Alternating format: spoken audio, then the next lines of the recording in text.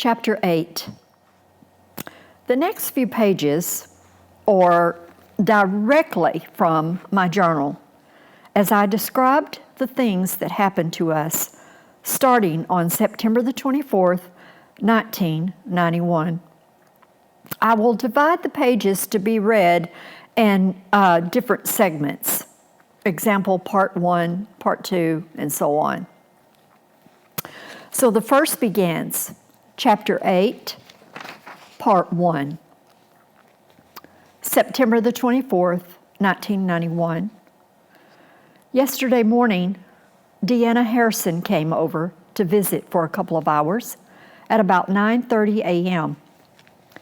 About 10 a.m., Billy came in from outside and said, "You know, I may be hearing things, but I think I hear gunshots going off downtown."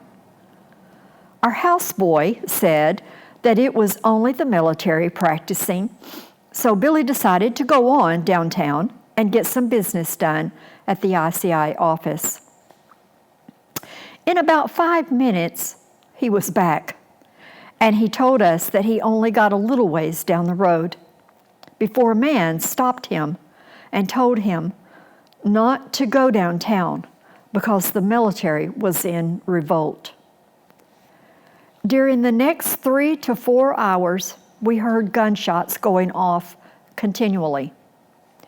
Deanna had a CB radio in her car, so she called her husband Randy and asked should she come home or not.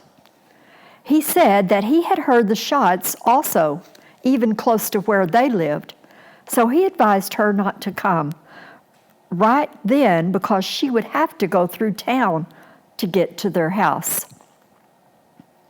By about 3 or 4 p.m. that afternoon, we had heard that all of the stores in Kisangani had been broken into, and that not only the military, but also the people from around town was looting everything from the stores.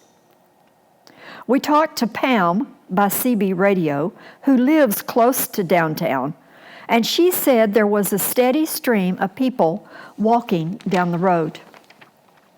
They were carrying things that they had stolen from the stores.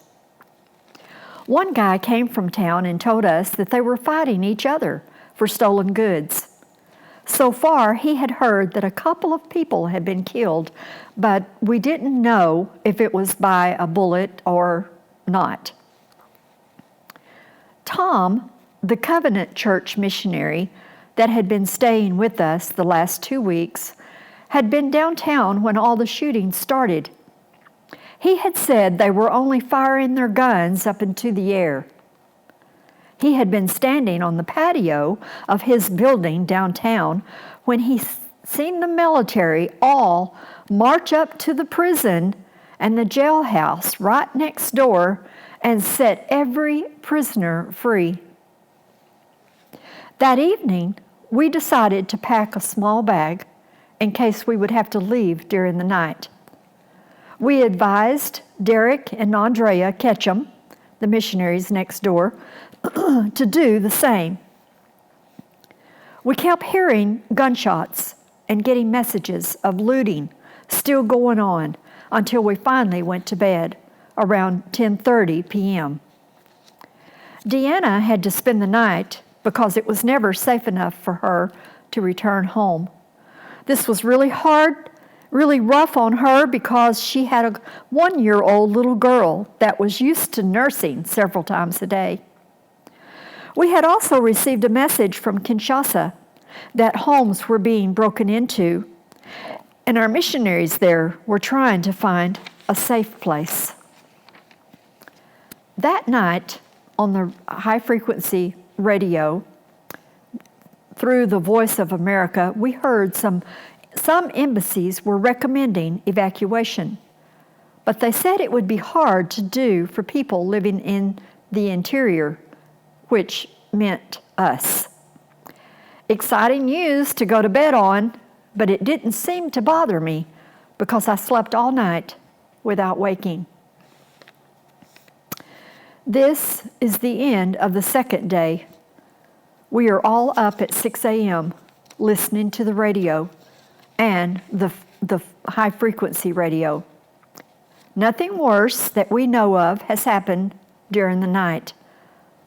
By 7:30 a.m., there were several pastors at our house, plus the missionaries next door, and Deanna was still with us.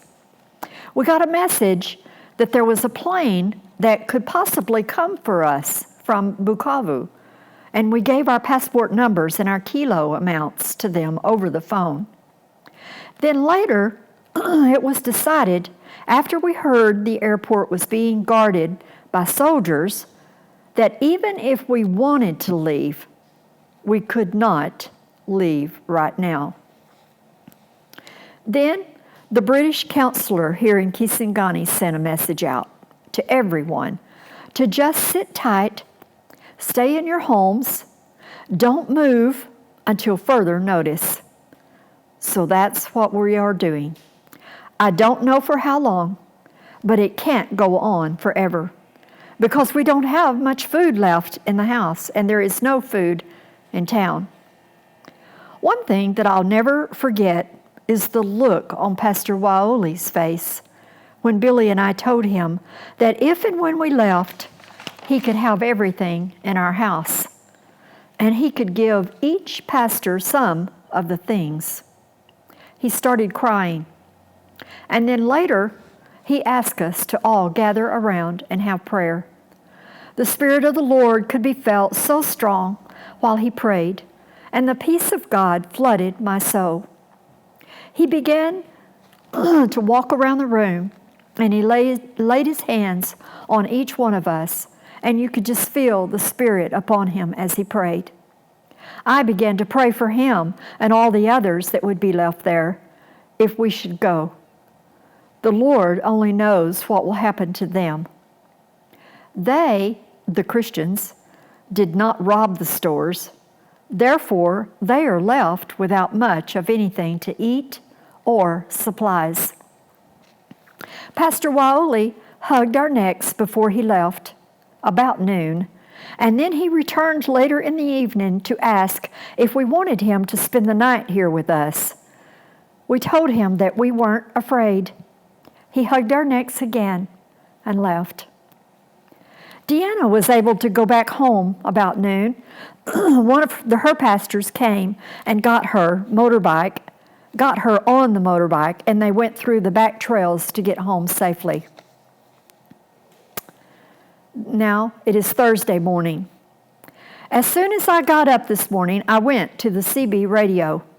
I was ready to tell Pam and Carol, the missionaries that live in town, who were keeping in constant contact with the British counselor, that we should tell the British counselor that we wanted to leave and ask his advice on what we should do. I felt this even stronger after Regina's visit this morning. She had come by to leave her daughter's passport with me because she felt that they, the Portuguese people, would all be evacuated today to Portugal. And her daughter, who was at boarding school with Jenny and Jason, would be evacuated to Nairobi, and she would not be able to meet up with her at any place between here and there in Portugal. Also, Regina was in a state of shock. She was shaking and crying because the soldiers had come into her house yesterday and held her and her family at gunpoint while stealing everything in her house. They even took her pictures out of her albums and tore them into pieces. They left her and her 2 small children and husband unharmed, but all she owned now was what she was wearing.